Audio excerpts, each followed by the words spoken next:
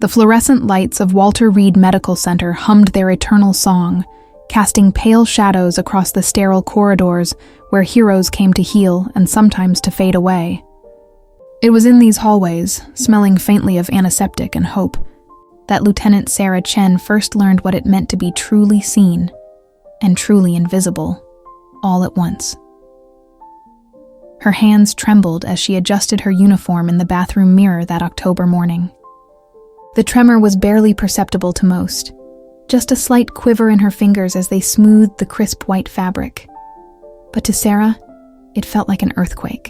Essential tremor, the neurologist had called it when she was 19. A benign condition, he'd assured her. Nothing life-threatening. Just a slight malfunction in the communication between her brain and her hands. A hereditary gift from her father's side of the family. It would get worse with stress, with caffeine, with exhaustion. It would never go away.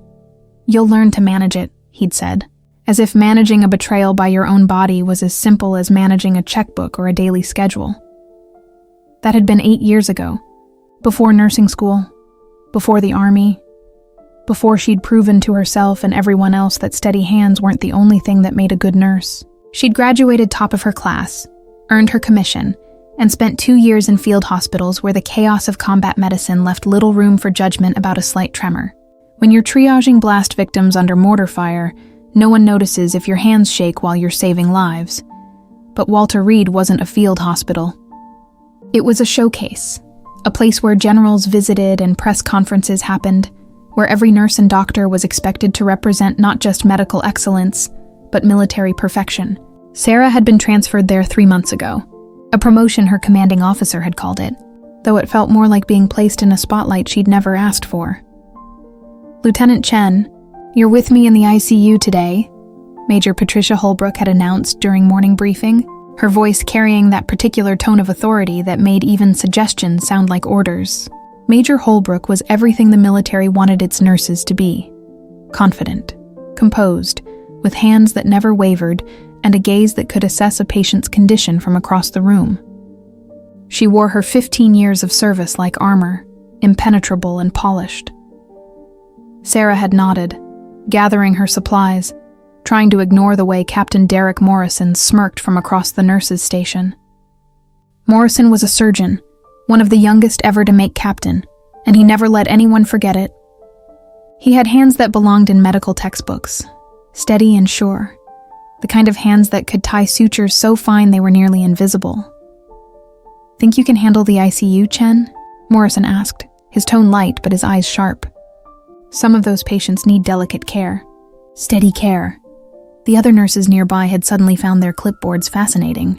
Sarah had felt her face flush, felt the familiar anger and shame mixing in her chest like oil and water, never quite blending, always distinct and always uncomfortable.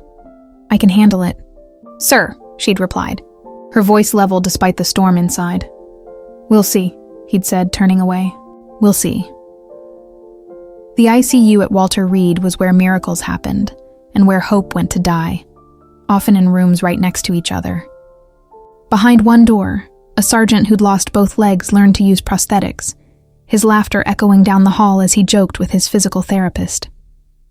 Behind another, a corporal who'd taken shrapnel to the spine lay motionless, his family keeping vigil while machines breathed for him. Sarah moved between the rooms with practiced efficiency, checking vitals, adjusting medications, offering comfort where medicine could not. Her hands might shake, but her instincts were sharp. She could read a patient's condition in the subtle changes of their skin tone, in the rhythm of their breathing, in the way they held their bodies against pain. She'd learned to trust these observations more than any monitor, because machines could malfunction but the body always told the truth. "Room 7 needs a new IV line," Major Holbrook said, appearing at Sarah's elbow with a tablet full of patient data. "Private First Class Rodriguez. He's been through 3 nurses already this morning. Keeps pulling them out." Sarah glanced at the room number. She'd heard about Rodriguez, everyone had. 22 years old, blast injury from an IED outside Kandahar. That had left him with a traumatic brain injury and severe PTSD. The explosion had killed 2 of his unit members and left him with memories he couldn't escape and emotions he couldn't control. He'd been at Walter Reed for 6 weeks, and in that time, he'd earned a reputation as one of the most difficult patients on the floor. I'll take care of it, Sarah said. Holbrook studied her for a moment, her expression unreadable. He can be violent when he's agitated. If you need help, I'll call for backup if necessary, ma'am. As Sarah gathered the supplies for the IV, she overheard Morrison talking to one of the residents near the medication room. His voice carried, as it always did, pitched just loud enough to be overheard while maintaining the pretense of privacy. Chen's going to Rodriguez? That's a disaster waiting to happen. The guy needs someone who can work fast and clean, not someone who looks like they're trying to thread a needle during an earthquake. Laughter followed, quickly stifled but unmistakable. Sarah's hands shook harder as she held the IV kit, the plastic packaging crinkling in her grip. She closed her eyes, took a deep breath, and employed the technique her father had taught her years ago. Visualization, he'd called it. Imagine your hands as extensions of your heart, not your nerves. Your heart is steady even when your hands are not. She opened her eyes. The tremor was still there, but quieter, manageable. It was always there, but she'd learned that acknowledging it without fighting it was the key. The more you fought against a tremor, the worse it became. Acceptance wasn't surrender. It was strategy. Room 7 was dim, the blinds drawn against the afternoon sun. Private Rodriguez lay in bed, his eyes fixed on the ceiling, his body rigid beneath the thin hospital blanket. He was young, younger than Sarah had expected, with dark hair cropped short and a scar running from his left temple down to his jaw. His hands gripped the bed rail so tightly his knuckles were white. "Private Rodriguez?" Sarah said softly, stepping into the room. "I'm Lieutenant Chen. I'm here to replace your IV line." His eyes snapped to her, wide and unfocused, seeing her but also seeing something beyond her, something in his memory that haunted him. "No," he said, his voice hoarse. No more needles. No more." Sarah set down her supplies on the bedside table and pulled up a chair, sitting so she was at his eye level rather than standing over him. It was a technique she'd learned in her field hospital days. Trauma patients responded better when you didn't tower above them, when you made yourself smaller, less threatening.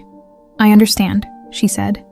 And she did. She'd seen enough combat injuries, enough soldiers returning with wounds visible and invisible, to know that sometimes the smallest medical procedure could trigger memories of the worst moments of their lives. "Can I tell you something, Private Rodriguez? My hands shake, see?" She held out her hands, letting him see the tremor that ran through them like a current. "They've shaken my whole life. Some people think it makes me a bad nurse." He stared at her hands, his expression shifting from panic to confusion. "Why are you telling me this?" "Because I want you to know that I understand what it's like when your body doesn't do what you want it to do. When people look at you and see the weakness before they see the strength, you're fighting a battle right now, in your mind, and it's making it hard to let anyone help you." "I get that." Rodriguez's grip on the bed rail, Sarah's hands trembled as she applied the tourniquet, as she swabbed his skin with antiseptic, but her movements were precise, methodical. She'd inserted thousands of IVs over her career, and muscle memory guided her even when her nervous system wavered. She talked as she worked, keeping her voice low and steady, telling Rodriguez about growing up in Seattle, about her decision to join the army, about anything and everything except what her hands were doing. The needle slid in on the first attempt, blood flashing back into the chamber exactly as it should. She secured it carefully, her tremoring fingers managing the tape with practiced ease. "All done," she said, disposing of the needle in the sharps container. "How are you feeling?" Rodriguez stared at his arm, at the IV line now delivering the fluids and medications his body needed. "I thought it would hurt more. I don't know what I thought. Pain is often more about what we expect than what actually happens," Sarah said, making notes on his chart. "You did great, Private. So did you, Lieutenant. Your hands, they shake, but they're steady. If that makes sense." It made perfect sense to Sarah. More sense than anything had in a long time. It makes perfect sense. As she left his room, she found Major Holbrook waiting in the hallway, arms crossed, expression stern. "I heard you were in there for 20 minutes. That's too long for a simple IV insertion." "He needed 20 minutes, ma'am. He's calm now. The line is in, and I don't think he'll pull it out this time." Holbrook's expression softened slightly. Morrison was watching on the monitor. "He said your technique was unorthodox. Did it work?" "Yes." Then it was the right technique. Holbrook almost smiled. "Dismissed, Lieutenant." The days fell into a rhythm after that. Sarah continued to work the ICU, continued to care for patients who needed more than just medical expertise. She became known as the nurse who could calm the uncalmable, who could find a way through to patients that others had given up on. Her hands still shook, and Morrison still made his snide comments. But Sarah had learned long ago that other people's opinions were their problem, not hers. It was a Tuesday in November when everything changed. Sarah was reviewing charts at the nurses' station when the alert went off. Incoming trauma, severe ETA 5 minutes. The ICU erupted into controlled chaos, staff members moving to their positions with practiced efficiency. Trauma arrivals at Walter Reed were rare. Most critical cases were stabilized at other facilities first. When they came here direct, it meant something had gone catastrophically wrong. Major Holbrook appeared, her face grim. Staff Sergeant Marcus Kane, incoming from Fort Belvoir. Training accident during a live fire exercise. Multiple injuries, but the critical one is a piece of shrapnel lodged near his carotid artery. They've kept him sedated during transport because any movement could shift the fragment. Surgical team is assembling now. Sarah felt her pulse quicken. A carotid injury was about as serious as it got. The carotid artery supplied blood to the brain. Damage to it could cause a stroke or rapid exsanguination. With shrapnel lodged near it, the situation was even more precarious. Removal required a surgeon with extraordinary skill and nerves of absolute steel. The ambulance arrived, and Staff Sergeant Kane was rushed into the trauma bay. Sarah got her first look at him as they transferred him to the hospital bed. He was in his mid-30s, powerfully built even in his weakened state, with a strong jaw and close-cropped blonde hair. But it was his eyes that caught Sarah's attention.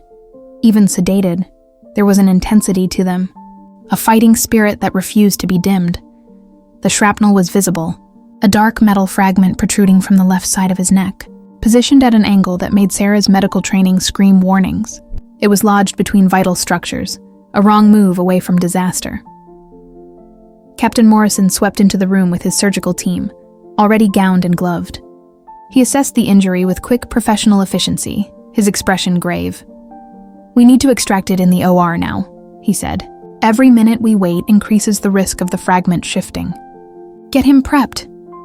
But as the team moved to transfer Kane to the surgical suite, alarms began blaring. Kane's blood pressure spiked, his heart rate becoming erratic. His eyes opened, wild and unfocused, and his body began to thrash against the restraints. "He's waking up," one of the nurses shouted. "We need more sedation." "No time," Morrison barked. "If we sedate him more with his current instability, we could crash his blood pressure. We need him calm but conscious enough to maintain his own vitals." But Kane wasn't calm. His movements were violent, uncoordinated, driven by panic and disorientation. With each jerk of his head, the shrapnel shifted minutely, and Sarah could see the tissue around it beginning to swell with blood. "Hold him still," Morrison commanded. But 3 orderlies couldn't control Kane's thrashing. He was fighting with the strength of a man who'd spent his life in combat training, and fear made him even stronger. Morrison reached for the fragment with his surgical forceps, trying to stabilize it, but Kane's next movement made him jerk back. "Damn it, someone control the patient." More staff rushed in, trying to hold Kane down, but it was making things worse. The more people grabbed at him, the harder he fought. Sarah could see it in his eyes. He wasn't seeing the hospital room or the medical staff. He was seeing something else, somewhere else. Combat, maybe, or the moment of the explosion that had injured him. He was trapped in his trauma, and every attempt to restrain him was confirming his worst fears. "You're making it worse," Sarah said, her voice cutting through the chaos. "Everyone step back." "Chen, this isn't the time," Holbrook started. "He's having a PTSD episode." "The restraints, the crowd, it's triggering him. Let me try." Morrison turned on her, his face flushed with stress and anger. "Your hands shake, Lieutenant." "This requires absolutely steady." "My hands shake, but I know how to talk to traumatized soldiers. Let me try, or we're going to lose him." For a moment, Morrison looked like he would refuse. Then another alarm blared. Kane's heart rate was becoming dangerously irregular. Blood was beginning to seep more freely around the shrapnel. "Fine," Morrison snapped. "You have 30 seconds before I sedate him regardless of the risks." Sarah moved to Kane's bedside, waving the other staff back. She placed herself in his line of sight, her face close to his, her hands visible. "Staff Sergeant Kane," she said, her voice calm and clear. "I'm Lieutenant Chen, U.S. Army Nurse Corps. You're at Walter Reed Medical Center. You're safe." His eyes found hers, still wild but searching for an anchor. "I need you to focus on my voice, Sergeant. You've been injured, and you have a piece of shrapnel in your neck. We need to remove it, but I need you to stay very still. Can you do that for me?" Kane's breathing was ragged, panicked. Can't breathe. Trapped. "You're not trapped, Sergeant. You're in a hospital. Look at my hands." She held them up so he could see them. See the tremor running through them. "See that? My hands shake. They shake because my nervous system is a little bit broken, just like yours is right now. But I'm still here, still doing my job. And you're still here, still fighting. We're going to get through this together." Something in her words, or maybe in the visible vulnerability of her trembling hands, broke through to him. His thrashing slowed, his breathing still rapid but less panicked. "That's good," Sarah said. "Now I'm going to touch your shoulder. Just your shoulder, nothing else. Is that okay?" He managed a small nod. Sarah placed her hand on his shoulder, the touch firm but gentle. "You're doing great, Sergeant. Now we need Captain Morrison to remove the shrapnel. It's going to take a few minutes, and it's going to be uncomfortable, but I need you to stay absolutely still. Can you do that? Can you be still while keeping your eyes on me? I'll try. That's all I ask. Look at me. Just keep looking at me. Tell me about your family, Sergeant. Who's waiting for you back home?" As Kane began to speak, his voice shaky but growing steadier, Sarah glanced at Morrison and nodded. The surgeon moved in, his forceps ready. "I can't," Morrison whispered, stepping back. "I can't do it. If I slip..." The room went silent except for the beeping of monitors. Kane, still locked on Sarah's gaze, didn't seem to notice the crisis unfolding around him. "Wife. Sarah. Her name's Sarah, too," Kane was saying, his words slurring slightly. "2 kids. Emma and Jacob." Major Holbrook stepped forward. "Morrison, you're the only surgeon here who I said I can't." His voice cracked. "Get someone else. Page Dr. Winters from surgery. Winters is in the OR with another critical case. He won't be available for at least 30 minutes. 30 minutes. Sarah could see it in Kane's vitals, in the slow but steady increase in bleeding around the wound. They didn't have 30 minutes. Maybe they had 5. Sarah's mind raced through her training, through every procedure she'd learned, every emergency she'd handled in field hospitals where surgeons weren't always available, and nurses had to make impossible decisions. She'd never done a surgical extraction of embedded shrapnel, but she'd assisted in dozens. She knew the anatomy, knew the technique, knew the risks. She also knew that no one would authorize a nurse to perform surgery, especially not a nurse whose hands shook. "I can do it," Sarah said quietly. The room erupted. "Absolutely not," Morrison said. "Lieutenant Chen, you're not a surgeon," Holbrook started. "I'm a trauma nurse who spent 2 years in field hospitals doing procedures that would make half the surgeons here pale," Sarah interrupted. "I've clamped arteries, debrided wounds, and performed emergency interventions when there was no other choice. This is no different. Your hands," Morrison began. "My hands shake. They've always shaken, but they're steady where it counts." She turned to Holbrook. "Ma'am, we're losing him. Someone needs to make a decision now." Holbrook looked between Sarah and Morrison, at Kane's deteriorating vitals, at the blood now flowing more freely. It was a decision that could end her career if it went wrong, but letting Kane die because they waited for proper protocols would end it just as surely. "Do it," Holbrook said. "But I'm monitoring every move. If I see anything that concerns me, I'm stopping you immediately." Sarah nodded, moving to scrub in while keeping her voice steady for Kane. "Sergeant, I need you to keep being strong for a few more minutes. Keep telling me about Emma and Jacob. What do they like to do?" A nurse helped her into a surgical gown and gloves, moving with efficient urgency. Sarah picked up the surgical forceps, feeling their weight in her trembling hands. The tremor was worse now, amplified by adrenaline and the weight of what she was about to attempt. Around her, she could feel the tension, the disbelief, the certainty from some that she was about to fail catastrophically. She closed her eyes for just a moment, heard her father's voice in her memory. The steadiest place in the human body isn't the hands, Sarah. It's the heart. Let your heart guide your hands, and they'll never fail you. Sarah opened her eyes and looked at the shrapnel. She could see how it had entered, could trace in her mind the path it had taken through the tissue. The carotid artery was millimeters away, pulsing with each beat of Kane's heart. One slip, one moment of miscalculation, and he would die. Emma's 7, Kane was saying, his voice growing weaker. She wants to be a veterinarian. Loves animals. Jacob's 9, plays baseball. That's wonderful, Sergeant, Sarah said, her own voice somehow calm despite the storm inside her. Keep talking. She positioned the forceps, her shaking hands moving with a precision that seemed impossible even to her. But she'd learned long ago that her tremor had a rhythm to it, a pattern. Between the shakes, there were moments of stillness, tiny windows where her hands moved true. It was in those windows that she worked.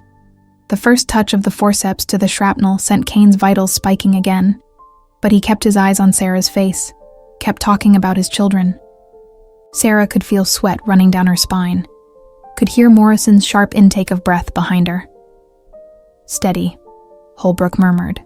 You're doing fine. The shrapnel was embedded at an angle, wedged between tissue and uncomfortably close to the artery. Sarah would need to shift it slightly to align it with the entry wound for extraction. But that shift was the most dangerous part. If she moved it the wrong way, if her hands trembled at the wrong moment, she breathed, waiting for the window of stillness. There, the tremor paused for a fraction of a second. She shifted the fragment just a millimeter, adjusting its angle. Kane gasped, his body going rigid. Almost there, Sergeant, Sarah said. You're doing so well. Tell me more about Jacob's baseball. What position does he play? Shortstop. He's got a good arm. Another window of stillness. Sarah gripped the shrapnel more firmly, feeling how it was lodged in the tissue. She would need to pull it straight out, no deviation, no hesitation. One smooth motion in the tiny gap between tremors. The room seemed to hold its breath. Sarah could hear her own heartbeat, could feel the pulse of Kane's carotid artery through the tissue surrounding the fragment. She visualized the extraction, saw it in her mind exactly as it needed to happen. She waited. One tremor passed, another, and then, stillness. Sarah pulled. The shrapnel came free in one smooth motion, and she immediately pressed sterile gauze to the wound, applying pressure as blood welled up. I need sutures now. The surgical team sprang into action. Morrison, recovered from his own crisis, moved in to help, his hands now steady as he worked to close the wound. But the critical part was done. The shrapnel was out, the artery was intact, and Kane was alive. As the surgical team finished closing the wound and stabilizing Kane, Sarah stepped back, pulling off her gloves. Her hands were shaking worse than ever, the adrenaline crash hitting her hard. She felt lightheaded, nauseated, the full weight of what she'd just done settling over her. Chen, Major Holbrook's voice was quiet. You did good. Damn good. Captain Morrison approached, his expression complex. Embarrassment, respect, and something that might have been shame all mixed together. Lieutenant, I owe you an apology. Several apologies, actually. What you did, I couldn't have done it. Not in that moment. Sarah met his gaze steadily. Everyone has moments when their hands shake, Captain. The trick is knowing that it doesn't mean you're not capable. Over the next few hours, as Staff Sergeant Kane was moved to recovery and his condition stabilized, the story of what had happened spread through Walter Reed like wildfire. The nurse with shaking hands who had performed an emergency extraction that a surgeon couldn't. By evening, Sarah's commanding officer had called her into his office. She'd expected a reprimand, possibly even serious disciplinary action. Instead, Colonel James Matthews looked at her with something approaching awe. Lieutenant Chen, what you did today was either the bravest or most foolhardy thing I've seen in 30 years of military medicine. Possibly both. Sir, I'm not finished. What you did was also necessary, skillful, and ultimately successful. Staff Sergeant Kane is alive because you didn't let fear or protocol or your own condition stop you from doing what needed to be done. That's what being a military nurse is about. That's what serving is about. He pulled out a folder from his desk. I'm recommending you for a commendation. I'm also recommending you for a position we've been trying to fill in our trauma training program. We need instructors who can teach young nurses not just the technical skills, but the mental ones. How to stay calm under pressure. How to trust themselves when everything is falling apart around them. I think you'd be perfect for it. Sarah felt tears prickling at her eyes. Thank you, sir. I don't know what to say. Say you'll consider it. My wife told me something interesting, Kane said. She said that when I was being brought in, one of the nurses mentioned they were grateful you were on duty because you had a special way with difficult patients. They said you understood trauma in a way most people couldn't. Sarah smiled. I've had some experience with it. She also said, Kane continued, his grip tightening slightly on his wife's hand, that some people had doubted you because your hands shake. That there were doctors and nurses who didn't think you should be working in critical care. Some people have expressed that concern. Yes. Kane looked at his own hands, still strong despite his ordeal, then back at Sarah. Before I joined the army, I was a concert pianist. Did you know that? I played Carnegie Hall when I was 23. My hands were everything to me. My identity, my career, my passion. Then I enlisted after 9/11, left the piano behind to serve. I always thought I'd go back to it someday. He flexed his fingers slowly. This injury, the doctors say I'll have permanent nerve damage in my left hand. I'll never play at the level I did before. My hands, which used to create beauty, will shake now, just like yours. Sarah felt her throat tighten. I'm so sorry, Sergeant. Don't be. Because you taught me something in that trauma room. You taught me that hands that shake can still do extraordinary things. That the tremor doesn't define the capability. When I'm recovered, I'm going to play again. Maybe not at Carnegie Hall. Maybe not the complex pieces I used to perform. But I'll play. And every time my hands shake, I'll remember the nurse whose shaking hands saved my life and think, if she can do that, I can do this. His wife was crying now, and Sarah felt her own tears finally spilling over. You're going to do wonderful things, Sergeant Kane. So are you, Lieutenant. So are you. As Sarah left his room, she encountered Captain Morrison in the hallway. He'd been avoiding her since the incident, but now he stepped forward, his expression serious. Lieutenant Chen, can I speak with you for a moment? Sarah nodded, following him to a quiet corner of the ward. Morrison took a deep breath. I've been thinking a lot about what happened. About the things I said, the way I treated you. I need you to understand something. It wasn't about you. Not really. Captain, please let me finish. When I was a resident, I made a mistake during surgery. A small mistake, just a moment of hesitation, but it cost a patient their life. Ever since then, I've been terrified of that moment happening again. I've built my entire identity around having steady hands, around being the surgeon who never wavers, because I thought that was the only way to ensure I'd never fail again. He looked down at his hands. But watching you with Kane, I realized something. Steadiness isn't about your hands never shaking. It's about knowing what to do when they do. You have that steadiness, that certainty in a way I've been pretending to have for years. When the pressure was on, when it really mattered, I fell apart, and you held steady. Not despite your condition, but maybe even because of it. You've had to learn to work with your limitations, to trust yourself in ways I never had to, and that made you stronger where I was weakest. Sarah didn't know what to say. It was the most honest, vulnerable thing she'd ever heard from him. I'm not asking for forgiveness, Morrison continued. I don't deserve it. But I am asking for a chance to learn from you, to understand how you stay calm when everything is falling apart. Because I need that skill more than I need steady hands. Sarah studied him for a long moment, seeing not the arrogant surgeon who'd mocked her, but a man who'd been as trapped by expectations as she'd ever been by her tremor. How about we learn from each other? She said finally. You teach me some of your surgical techniques, and I'll teach you some of my pressure management strategies. Morrison smiled, and it was genuine. I'd like that. I'd like that a lot. The months that followed were transformative. Sarah took the position with the trauma training program, where she taught young nurses not just the technical skills of emergency medicine, but the psychological ones. How to manage stress, how to connect with traumatized patients, how to trust themselves when the situation seemed impossible. Her students adored her, not despite her shaking hands, but because of them. She was proof that perfection wasn't necessary for excellence. Captain Morrison became one of her closest colleagues, and together they developed new protocols for handling patients with PTSD and other trauma-related conditions. His surgical precision, combined with her psychological insight, created approaches that dramatically improved patient outcomes. Staff Sergeant Kane recovered fully, though his left hand never regained its full function. True to his word, he began playing piano again, performing at military hospitals and veterans events. He called his new style imperfect music, compositions that incorporated the slight irregularities of his injured hand into the performance, turning what could have been a limitation into a unique artistic voice. Private Rodriguez, the young soldier who'd first responded to Sarah's honesty, recovered enough to be discharged from Walter Reed. Before he left, he stopped by to see Sarah one last time. "Lieutenant Chen," he said, "I just wanted to say thank you. Not just for the medical care, but for seeing me, really seeing me. When you showed me your hands that day, when you made yourself vulnerable like that, you gave me permission to be vulnerable too. That's when my real healing started.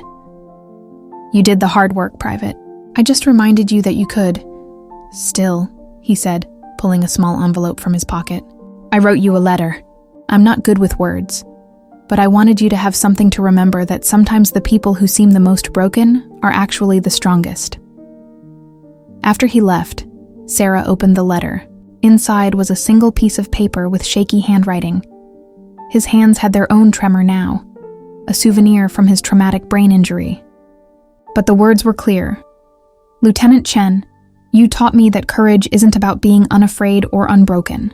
It's about showing up anyway, shaking hands and all. Thank you for showing up for me. I'll spend the rest of my life trying to show up the way you did.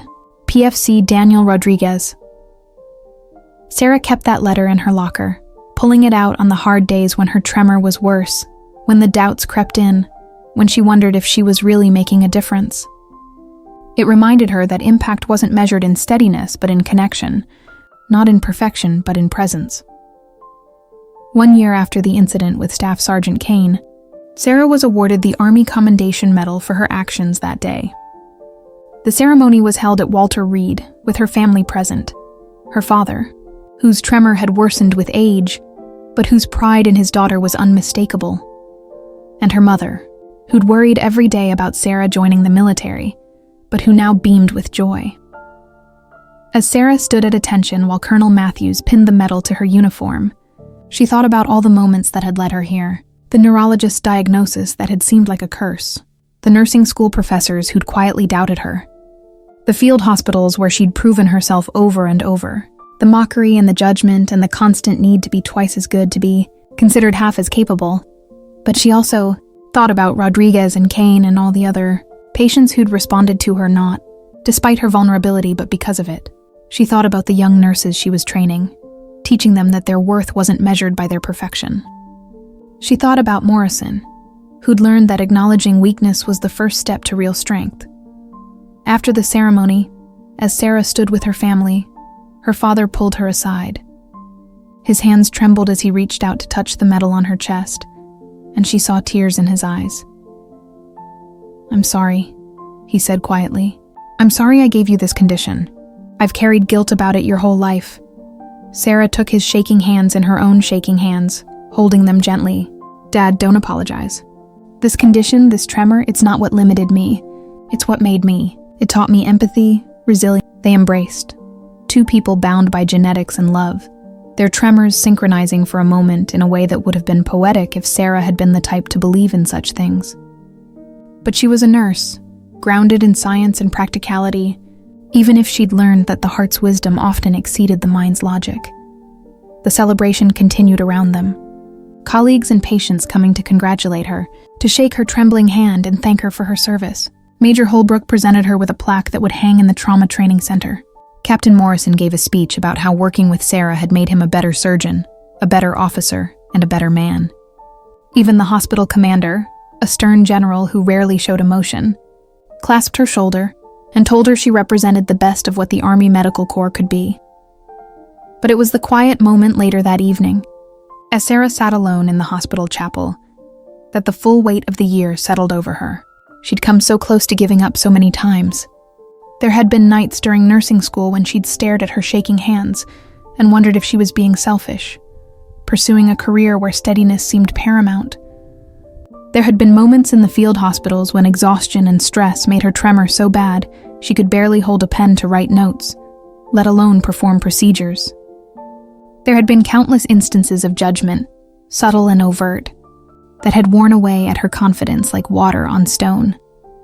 The chapel door opened softly, and she looked up to find an elderly woman entering, moving slowly with the help of a cane. The woman's volunteer badge identified her as Mary Henderson, one of the hospital's long-term volunteers.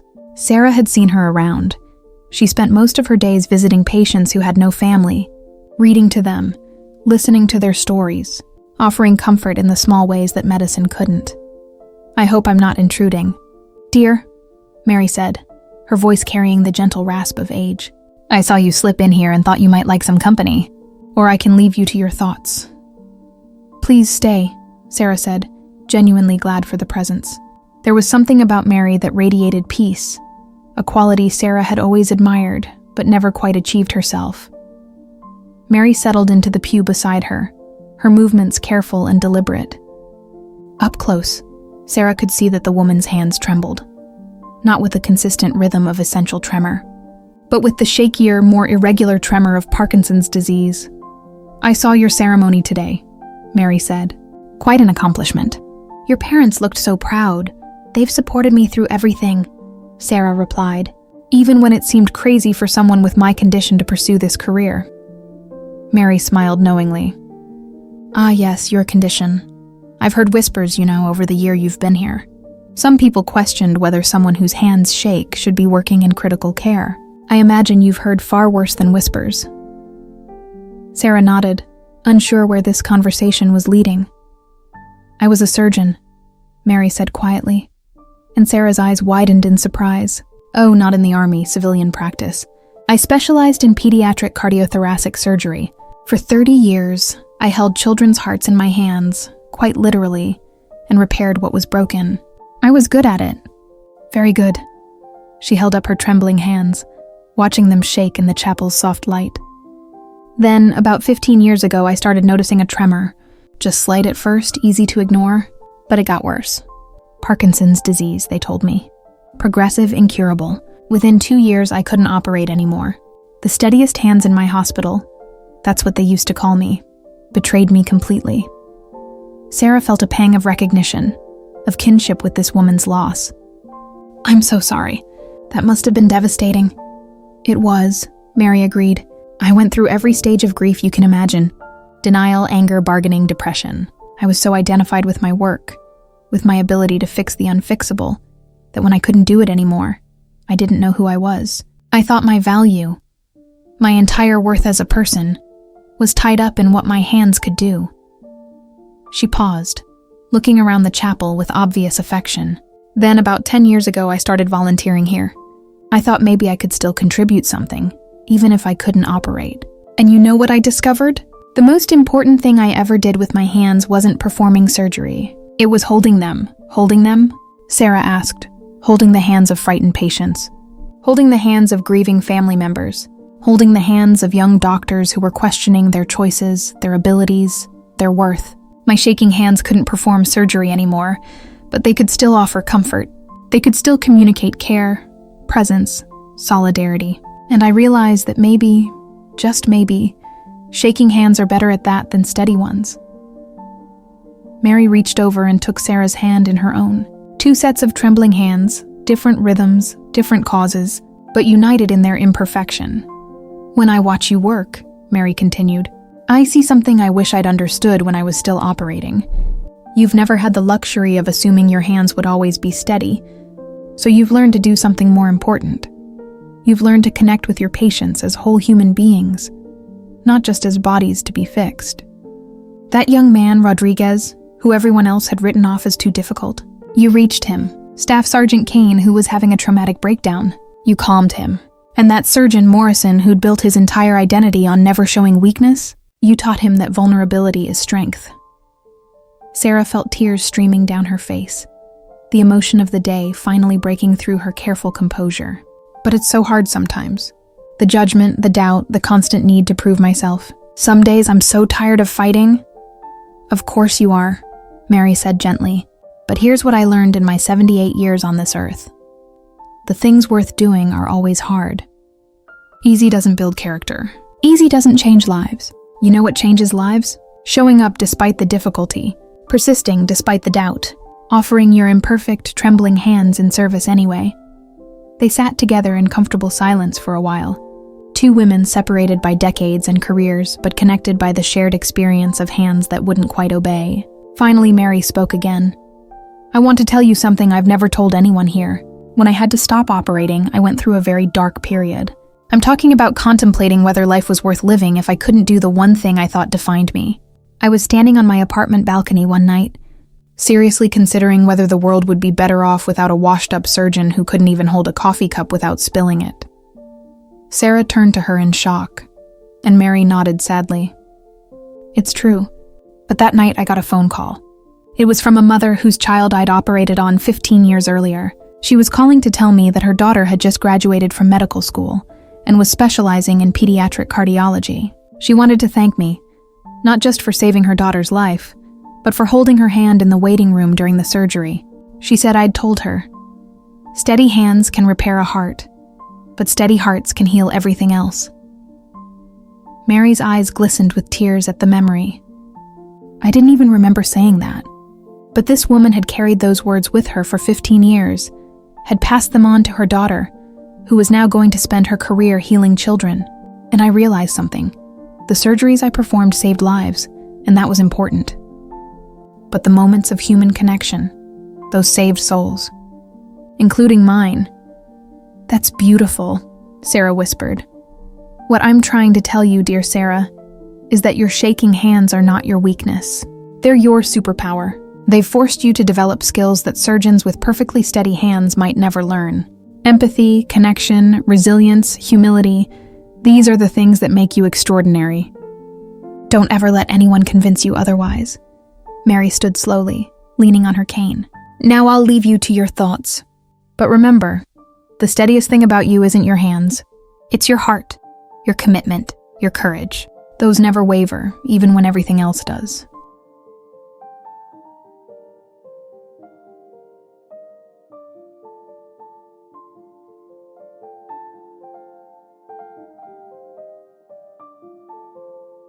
After Mary left, Sarah sat in the chapel for a long time, processing everything that had been said. She thought about all the patients she'd helped over the years, not just at Walter Reed, but in field hospitals and training facilities.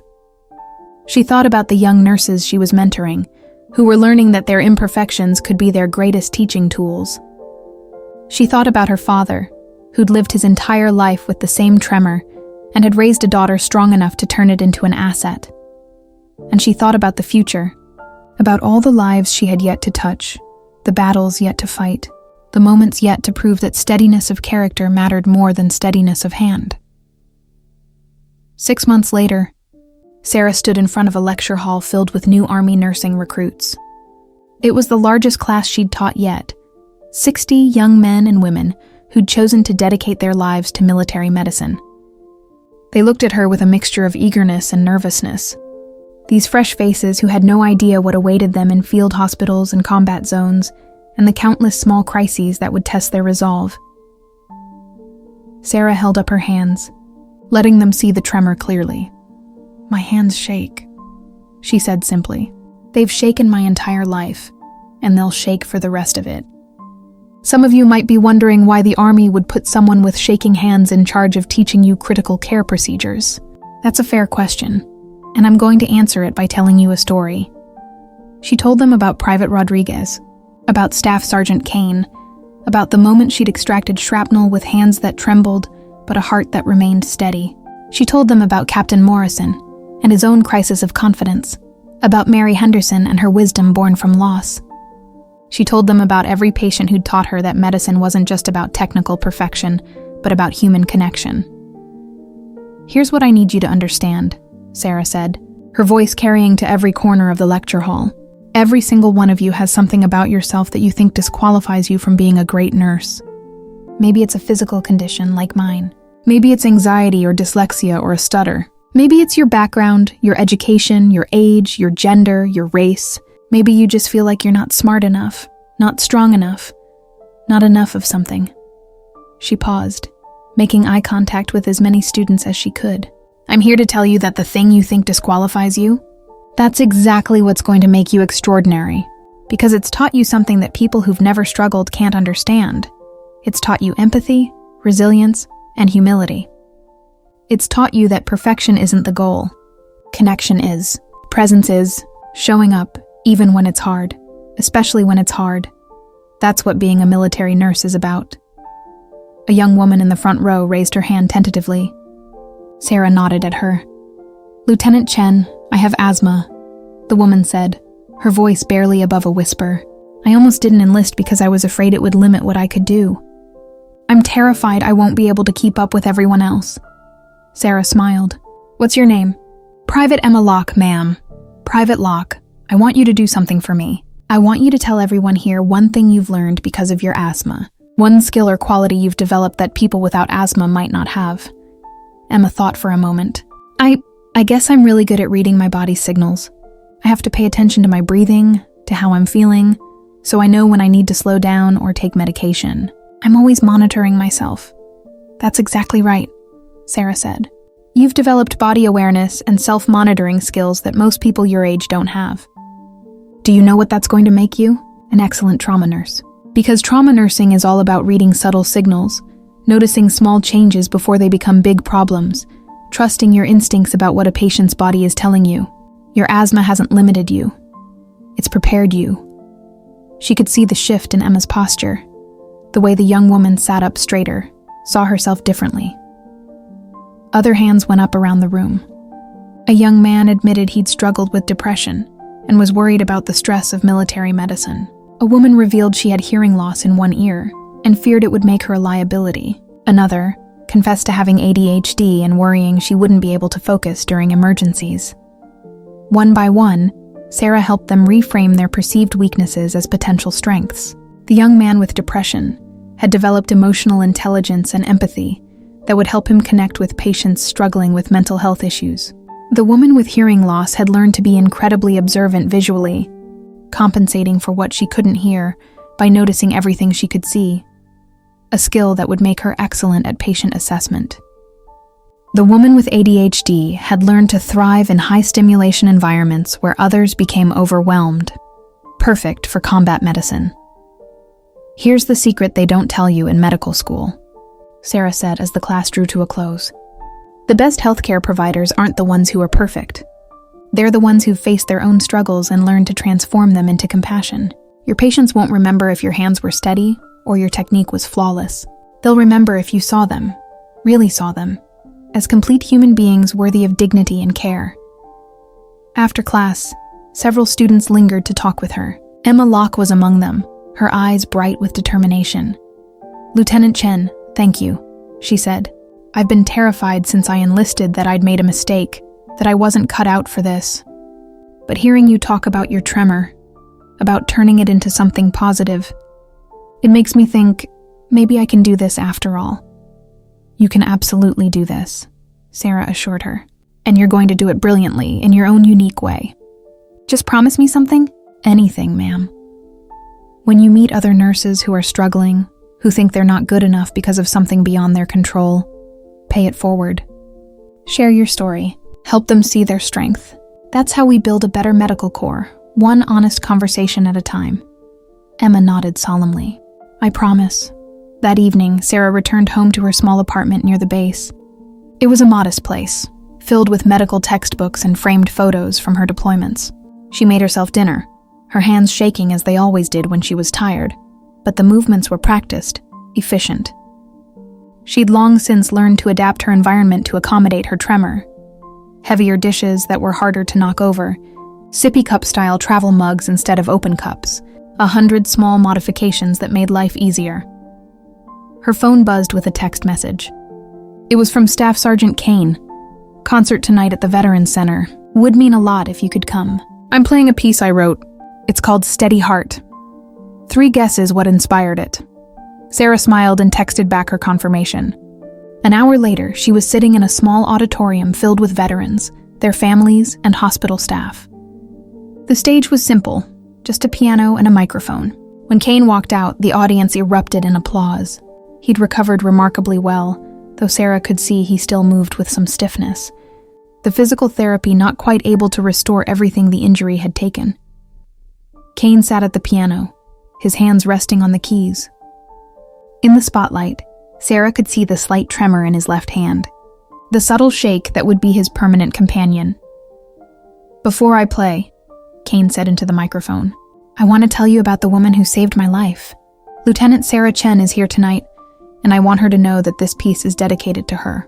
Not because she has perfect technique or steady hands, but because she taught me that the music doesn't come from your fingers. It comes from your heart." He began to play, and the auditorium fell silent. The piece was beautiful, haunting, with a melody that seemed to capture both sorrow and hope. And yes, there were moments where the notes wavered slightly, where his left hand's tremor created tiny imperfections in the sound. But somehow, those imperfections made the music more beautiful, more human, more real. Sarah found tears streaming down her face as she listened. It wasn't just the music that moved her. It was the courage it represented. When the piece ended, the audience gave him a standing ovation that lasted several minutes. Kane stood, bowed, and then gestured toward Sarah. "Come up here, Lieutenant." She shook her head, but the audience was already applauding, chanting, "Chen! Chen! Chen!" until she had no choice but to make her way to the stage. Kane met her there, taking her trembling hands in his trembling hands. "Thank you," he said simply, "for seeing past the trauma to the person, for believing I could be calm when I couldn't believe it myself, for having the courage to do what needed to be done, even when others doubted you. You gave me my life back. And I'm spending every day making sure that gift wasn't wasted." They embraced, and the audience erupted again. As Sarah made her way back to her seat, she was stopped by countless people wanting to shake her hand, thank her, tell her their own stories of overcoming obstacles. A veteran with a prosthetic leg, a nurse with chronic pain, a young doctor who stuttered. Each of them saw in Sarah's story something that resonated with their own struggles. Later, as Sarah drove home through the quiet streets, she reflected on the strange trajectory her life had taken. She'd spent so many years focused on her hands, on the tremor that marked her as different, as less than.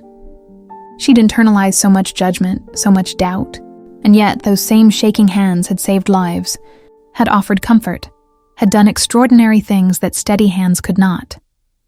She thought about something Mary Henderson had said during one of their many conversations over the past months. "God gives us thorns so we'll learn to appreciate roses. Your tremor is your thorn, Sarah, but look at all the roses it's helped you cultivate. Empathy, determination, courage, connection. Would you trade those roses to be rid of the thorn?" Sarah had thought about that question for days before answering. "No," she'd finally said. "I wouldn't. The roses are worth the thorn."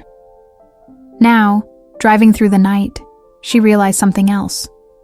The thorn had become a rose too. Her tremor wasn't something separate from her strength. It was integral to it.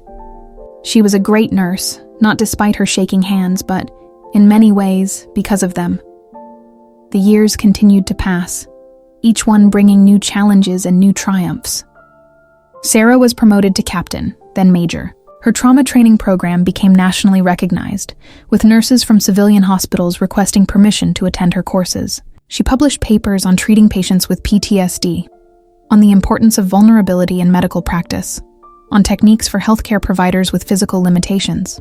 Her work attracted attention from medical schools, veterans organizations, and disability rights groups.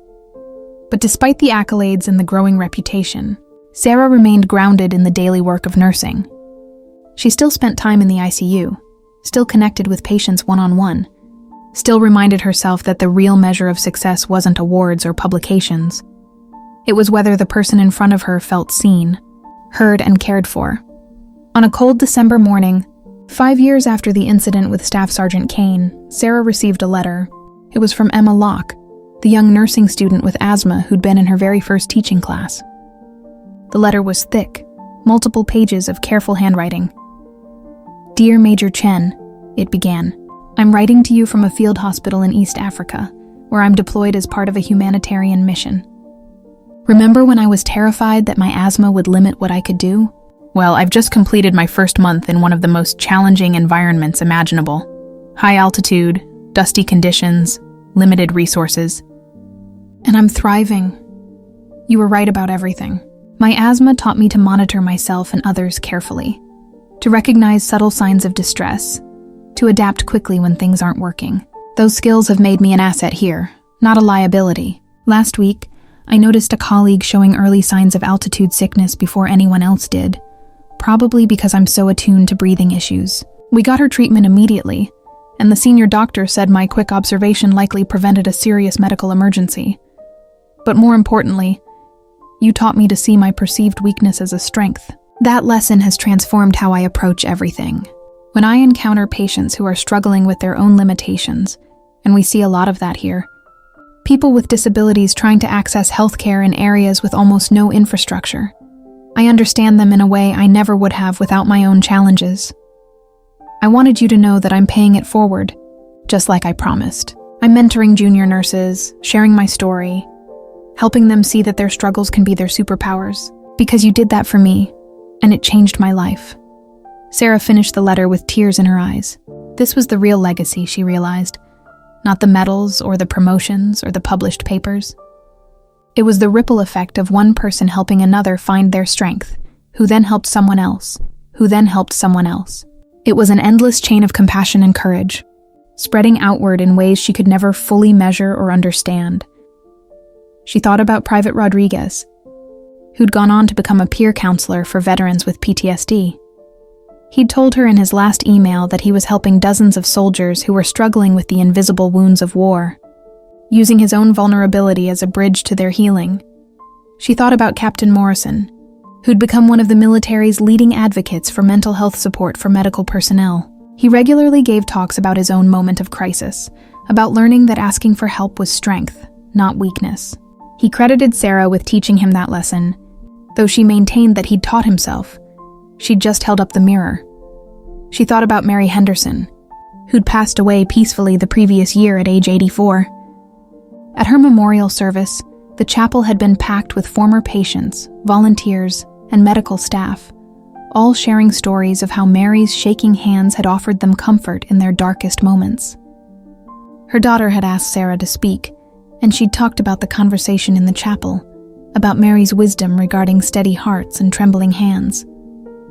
There hadn't been a dry eye in the room, and she thought about her father, now in his 70s, whose tremor had progressed to the point where he needed help with many daily tasks. But his mind remained sharp, his spirit undimmed. He spent his days volunteering at a community center, teaching young people that physical limitations were opportunities for creativity, not excuses for giving up. He'd become a local legend, this elderly man with shaking hands who could inspire anyone who spent 5 minutes in conversation with him. Sarah picked up her phone and called him. "Sarah," he answered, his voice warm despite its age-worn rasp. "I was just thinking about you." "I got a letter today from one of my former students," Sarah said. "She's deployed overseas, doing amazing work, and she wrote to thank me for teaching her to see her asthma as a strength rather than a weakness." "That's wonderful, honey. But why do you sound sad?" Trust her father to hear the emotion she was trying to hide. "I'm not sad exactly. I'm just overwhelmed, I guess. Sometimes I think about how close I came to giving up on nursing. There were so many moments when the judgment and the doubt almost won.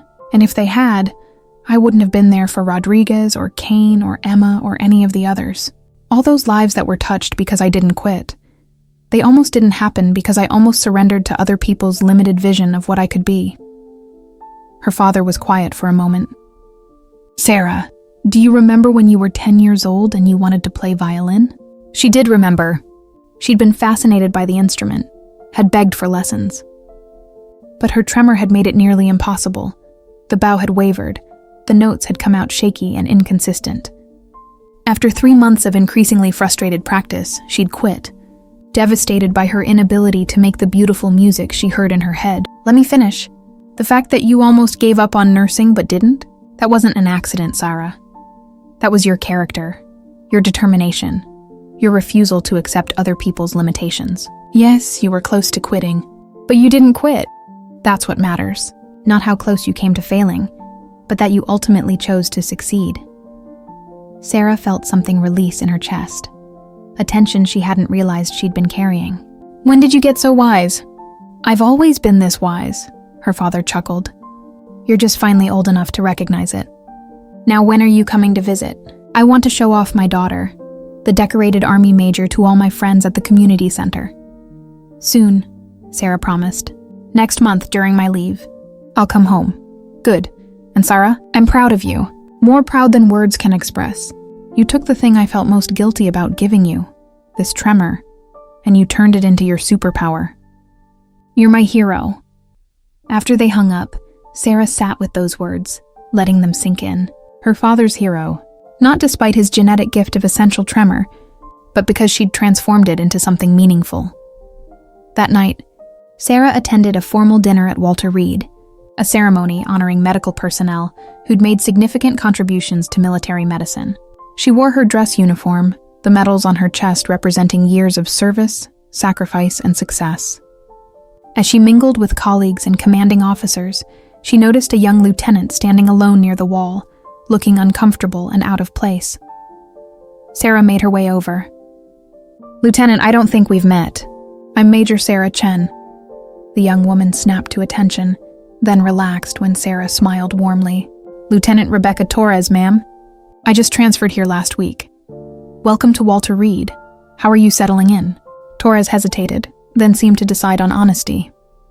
"To be honest, ma'am, I'm terrified. This is such a prestigious hospital, and everyone here is so accomplished. I keep wondering if they made a mistake assigning me here." Sarah studied the young woman's face, seeing her own younger self reflected in those uncertain eyes.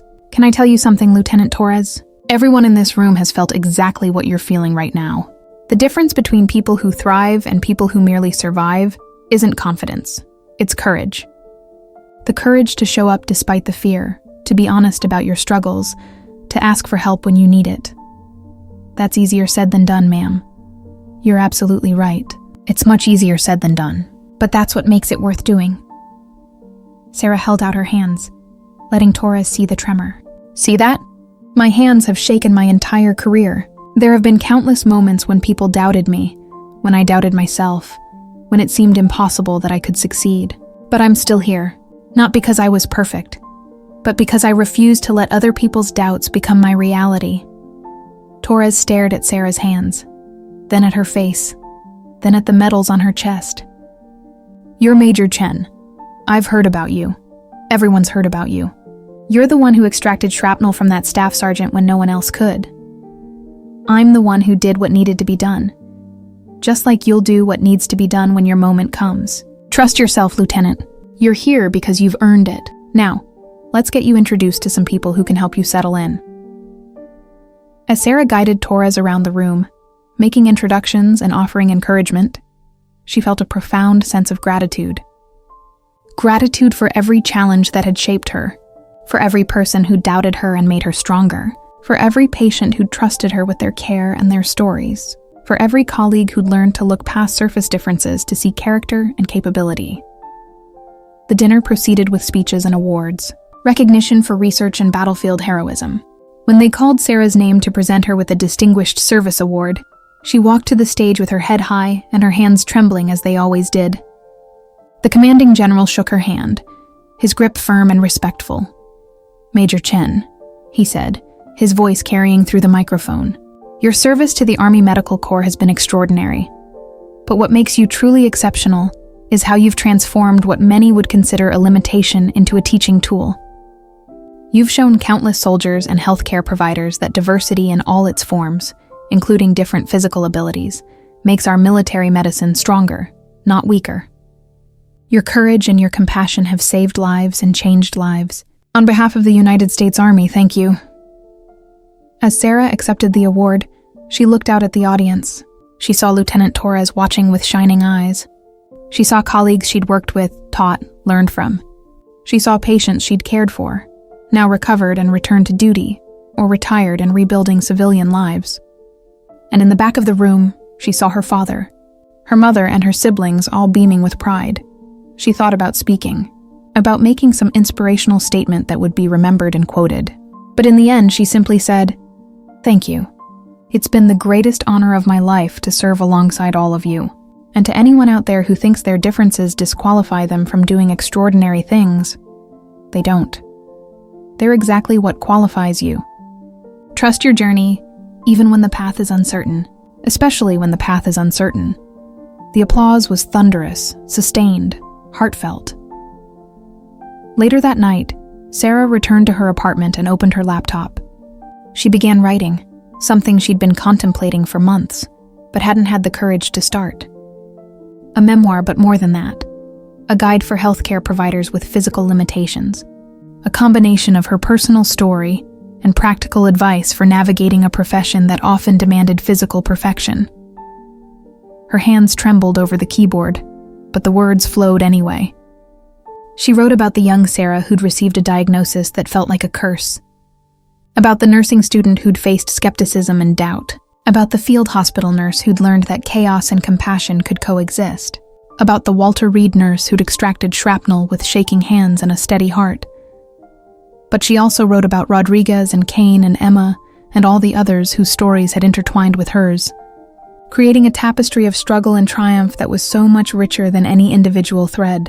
She wrote about Morrison's crisis and Mary's wisdom, and her father's unwavering support. She wrote about the countless small moments that had shaped her understanding of what it meant to be both vulnerable and strong. As dawn broke over the city, Sarah looked at what she'd written, nearly 50 pages in one night, fueled by coffee and conviction. It was raw and honest, probably too honest in places, but it was real. It was her truth, and maybe it would help someone else find theirs.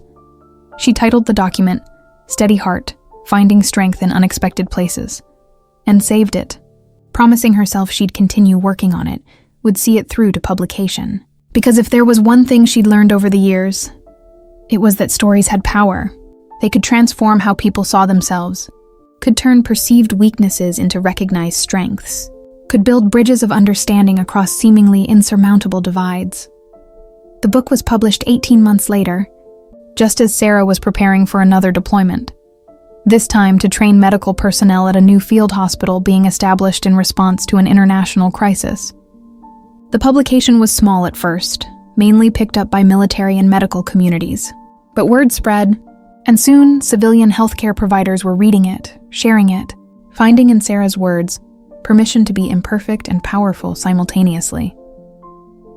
Sarah received letters from nurses with disabilities, from doctors with chronic illnesses, from therapists and technicians and administrators who'd been told their conditions made them unsuitable for their chosen careers. Each letter told a story of struggle and determination, of fighting against others' limited expectations and their own internalized doubts. One letter in particular struck her deeply. It was from a medical student named David Park, who'd been born with cerebral palsy that affected his motor control and speech. He'd been told repeatedly that he should give up on becoming a doctor, that patients wouldn't trust someone who moved and talked differently, that the physical demands of medicine were beyond him.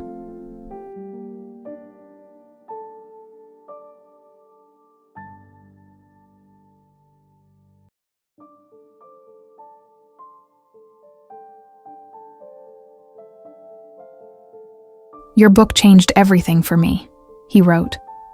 "Not because it made the challenges disappear, they're still here, still real, but because it showed me that challenges can coexist with capability, that accommodation isn't the same as limitation. I'm starting my residency next month in family medicine, specializing in serving disabled communities, because who better to understand their unique healthcare needs than a doctor who shares their experience? Thank you for showing me that my cerebral palsy isn't something I have to overcome to be a good doctor. It's something that will make me a better doctor." Sarah carried that letter with her to her deployment, pulling it out and rereading it whenever the challenges of training in austere conditions threatened to overwhelm her. She was older now, early 40s, and the years of military service had taken their toll. Her tremor had worsened slightly with age, and there were days when exhaustion made it significantly more pronounced. But she'd learned to work with it, to time her most delicate procedures for moments when she was rested, to use adaptive equipment when necessary, to ask for help without shame when a task was beyond her current capability. Most importantly, She'd learned to model these adaptations for the personnel she trained, showing them that asking for accommodation was strategic thinking, not weakness. One evening, after a particularly grueling training session, Sarah sat outside, the tent that served as her quarters, watching the sunset over the foreign landscape. A young corpsman approached hesitantly. "Major Chen? May I speak with you?" "Of course. Have a seat." The corpsman sat, nervous energy radiating from his rigid posture. "Ma'am, I need to tell someone this, and I heard you might understand. I've been having panic attacks. Started about a month ago, after we had that emergency with the severe trauma case. I can't sleep, can't eat, can't focus, and I'm terrified that if anyone finds out, they'll think I can't handle the job." Sarah nodded slowly.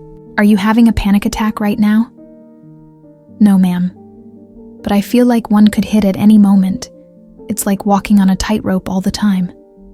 Sarah took a deep breath, feeling the weight of this young man's trust. "What's your name, Corpsman?" "Corpsman First Class James Whitaker, ma'am." "James, thank you for telling me. That took real courage." She paused, choosing her words carefully. "Can I share something with you? After my first deployment, I had nightmares for 6 months. Every time I closed my eyes, I saw the faces of patients we couldn't save, heard the sounds of incoming mortars, felt the weight of making life or death decisions with insufficient information and inadequate supplies. I was convinced it meant I was weak, that I wasn't cut out for military medicine." Whitaker's eyes widened. "What did you do?" "I talked to someone, a military psychologist who helped me understand that trauma responses aren't weakness. They're normal reactions to abnormal situations. The human brain isn't designed to process the kind of stress we experience in combat medicine. Having a strong reaction doesn't mean you're broken. It means you're human." "But what if it gets worse? What if I freeze during a critical moment?" "Then we have protocols for that, and we have people who will back you up. That's why we work in teams." Sarah leaned forward. As they toured the facility, Rodriguez explained his philosophy. Traditional therapy works for some people, but a lot of veterans don't trust civilians to understand what they've been through. That's where peer support comes in. We've all been in the darkness. We can guide each other toward the light. He stopped in front of a wall covered with photos and notes. "This is our wall of warriors. Every person here has shared their story, their struggle, and their strength. I wanted you to see this one." He pointed to a photo of himself from his Walter Reed days, gaunt, haunted, barely recognizable as the healthy man standing beside Sarah now. Below it, he'd written, "My healing began the day a nurse showed me her shaking hands and helped me see that being broken and being strong aren't opposites, they're partners. LT Chen, wherever you are, thank you for seeing me. PFC Daniel Rodriguez." Sarah felt tears streaming down her face. "Daniel, I don't know what to say." "Don't say anything. Just know that the vulnerability you showed me that day, letting me see your tremor, admitting your own struggles, that was the key that unlocked my healing. I'd built walls so high that no one could reach me, but you didn't try to break through the walls. You just showed me your own, and helped me see that we could both be safe even without perfect defenses." He showed her more of the facility, introduced her to veterans at various stages of their healing journeys. Each one had a story of transformation, of finding purpose in their pain, of learning that their wounds, visible and invisible, could become sources of wisdom and connection. As Sarah prepared to leave, Rodriguez walked her to her car. "Major, I have something to ask you.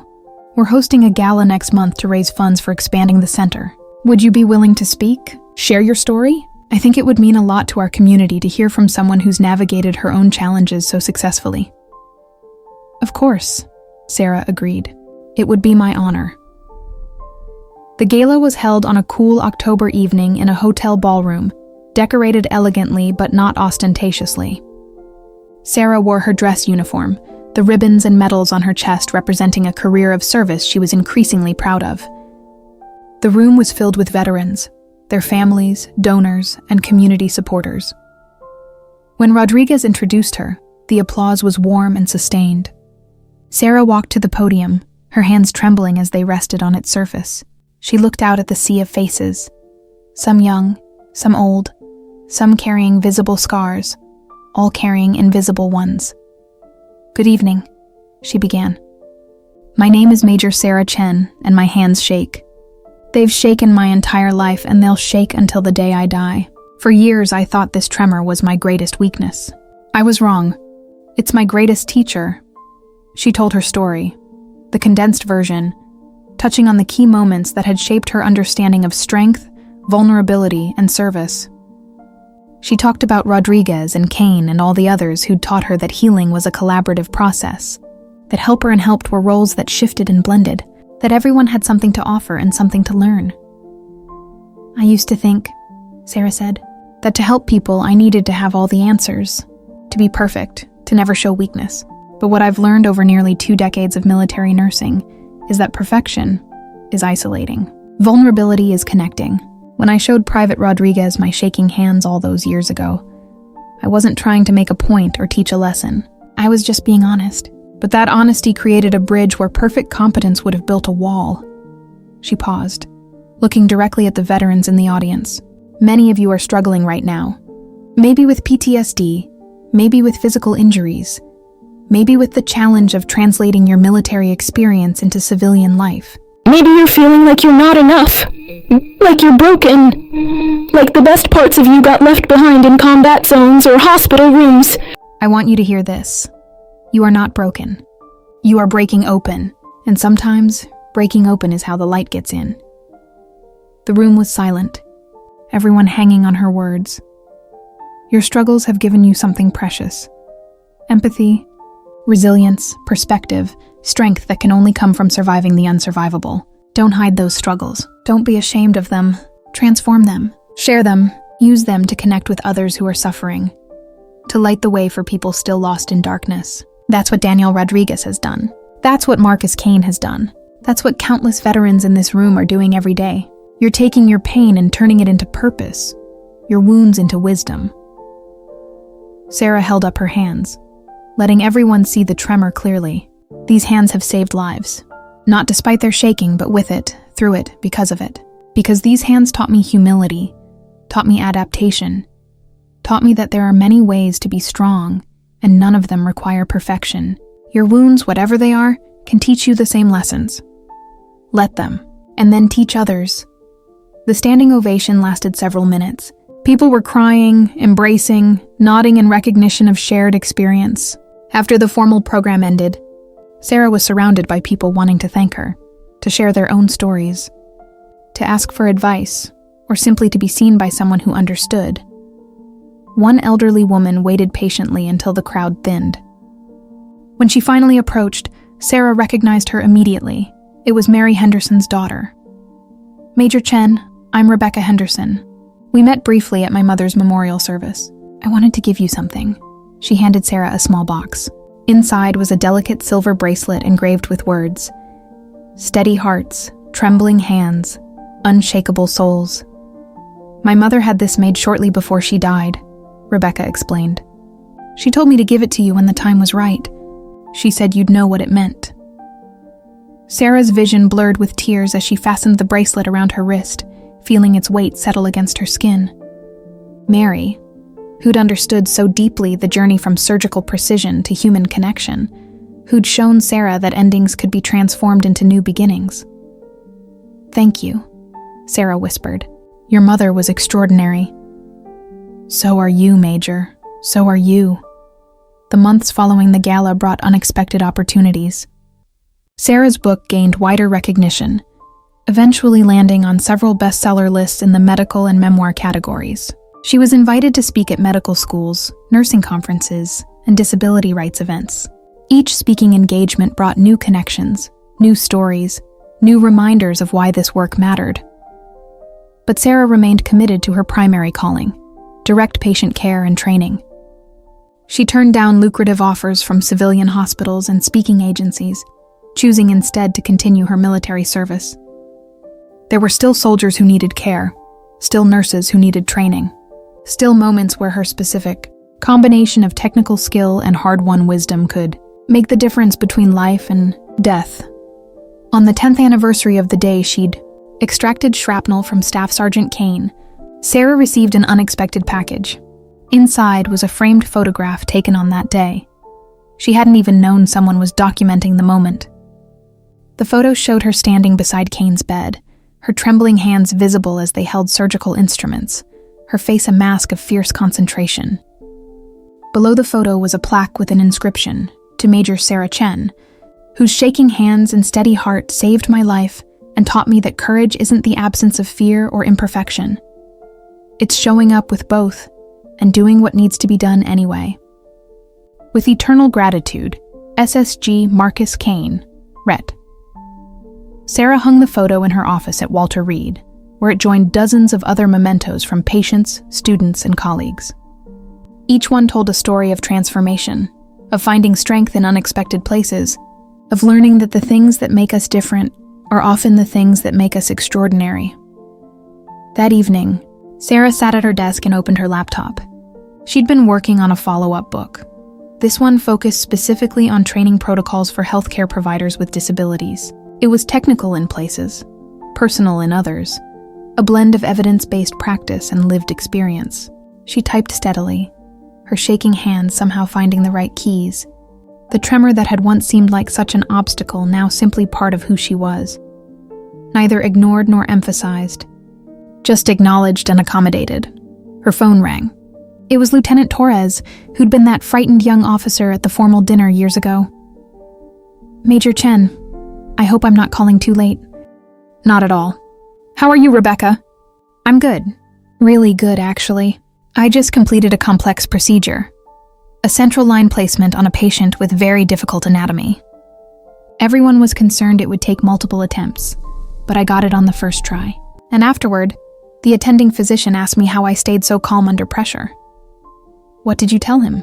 "I told him I learned from the best. I told him about you, about your tremor, about how you taught me that confidence comes from trusting your preparation and your instincts, not from pretending you're perfect. He wants me to present at grand rounds about alternative approaches to building clinical confidence." Sarah felt a familiar warmth spread through her chest, the feeling of watching someone she'd mentored step into their own power. "That's wonderful, Rebecca. I'm so proud of you. I wouldn't be here without you. You know that, right? You changed the entire trajectory of my career, my life, just by being honest about your own struggles and showing me that they didn't disqualify me from excellence." After the call ended, Sarah sat quietly, reflecting on the strange circularity of healing and helping. She'd been helped by her father, by Mary Henderson, by every patient who'd trusted her with their care. She'd helped Rodriguez, Kane, Torres, and countless others, but they'd all helped her too, showing her dimensions of strength and courage she might never have discovered on her own. The journey from that frightened nursing student with shaking hands to this confident major with the same shaking hands had been long and often painful. There had been moments of deep doubt, times when quitting would have been easier than persisting. But Sarah had learned something essential. The obstacles that seem like they'll break you are often the ones that make you. Her tremor hadn't disappeared. If anything, it had worsened slightly with age and accumulated stress, but it had also become irrelevant in the ways that mattered. Her patients didn't care that her hands shook. They cared that she listened, understood, advocated, and fought for them. Her students didn't focus on her tremor. They absorbed the lessons about resilience, adaptation, and whole-person care that she modeled every day. Sarah looked at the photo Kane had sent her. That moment frozen in time when everything had hung in the balance, when her shaking hands had done what steady hands could not. She remembered the fear, the determination, the absolute certainty that she would not let that soldier die on her watch. And she remembered the aftermath, the way that single moment had rippled outward, changing not just Kane's life but her own, Morrison's, and so many others. This was the truth that Sarah had spent her career discovering and rediscovering. We are all broken in some way, all trembling, all imperfect. The question isn't whether we'll have limitations, we will. The question is whether we'll let those limitations define us, or whether we'll transform them into sources of connection, wisdom, and unexpected strength. Sarah's hands would always shake, but her heart would always remain steady, anchored in purpose and compassion. in the knowledge that helping others was the highest calling she could answer, and in the certainty that she was exactly where she was meant to be, doing exactly what she was meant to do. As the evening deepened into night, Sarah closed her laptop and prepared for bed. Tomorrow would bring new patients, new challenges, new opportunities to demonstrate that excellence came in many forms. Her uniform was already pressed and ready, her medical bag stocked and organized, everything in its place, including her tremor, including her doubts, including her hard-won confidence. Before turning off the light, Sarah looked one more time at Kane's photograph, at her younger self captured in a moment of crisis and courage. She touched the bracelet Mary had left her, feeling the engraved words beneath her fingertips. Steady hearts, trembling hands, unshakable souls. Thank you, she whispered to all the people, living and dead, patients and mentors, critics and supporters, who had shaped her journey. Thank you for seeing me, for teaching me, for trusting me, for showing me that the tremor isn't the weakness, fear is. And I'm not afraid anymore. She turned off the light, her shaking hands steady in their own imperfect way, her heart full of gratitude for a life well lived in service of others, her soul at peace with the beautiful, trembling, extraordinary path she'd walked. And in the darkness of her room, Sarah Chen, daughter, nurse, teacher, warrior, slept the deep, dreamless sleep of someone who knows, bone deep and unshakable, that she is exactly enough. If this story touched your heart, if it reminded you that your struggles don't disqualify you from doing extraordinary things, I'd love to hear about it in the comments below. Share your own story of transformation, of turning perceived weaknesses into unexpected strengths. And if you know someone who needs to hear this message, that imperfection and excellence can coexist, that trembling hands can still save lives, that vulnerability is courage, please share this with them. Sometimes we all need a reminder that we're stronger than we think, exactly as we are. Thank you for being here, for listening, and for carrying your own steady heart into whatever battles you face. You're not alone.